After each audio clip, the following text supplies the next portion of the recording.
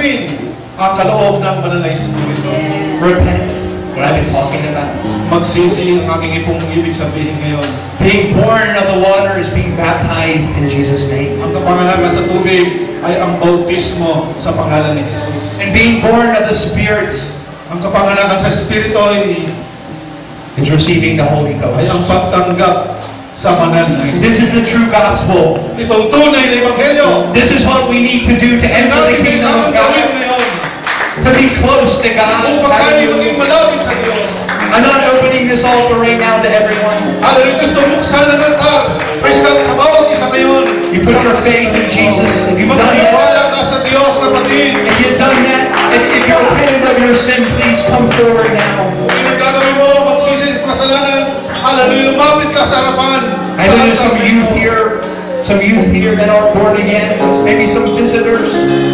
Siguro sa mga kapatiran at mayroon po mga bisita It's ngayon. time to do that. Oras na para gawin po natin. Praise God ang bagay niyo. I know there's some people, if you ladies come forward. Not everyone yet. But please stay standing. Please stay standing. Please stay standing. Manatili lang nakatayo. Please stay standing. Huwag mo na kayo lumuhod. Please stay standing. Thank you.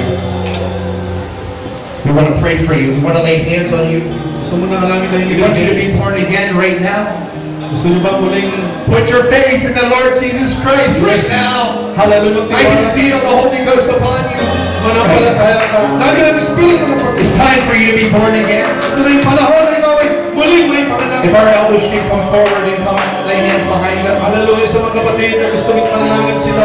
Oh, Lord Jesus, I can feel some babies ready to be born. And some people are going to be born again in Jesus' name right now. I don't think I'm calling everyone. There's more people in here today. Hallelujah mga kapatid. Hallelujah mga pagkasulat. Huwag po kayong mahiya mga kapatid. Ito ay para sa lahat ngayon. Sa sandali po ito. Hindi lang sa kakauti. Sa lahat ito mga kapatid. Dinanyayahan kayo ng Panginoon. Hallelujah. The Lord wants to touch us right now. Praise God na ng Panginoon. Gusto po tayo ipuhin ng Panginoon. If anybody else would like to come forward and kneel, that would be fine. Some people that need to be born again. Mga kapatid, lumapit kayo. Sa harapan mo po kayo mahiya. Ito ay para sa ating pong lahat, mga kapatid. Amen. Hallelujah. Kung nararamdaman mo. If you haven't been born again, please stand here with these ladies. Yes, Lord. Yes, Lord. Sige lang, mga kapatid. Malaya po tayo. Amen. Hallelujah na manalangin. Malaya po tayo, mga kapatid.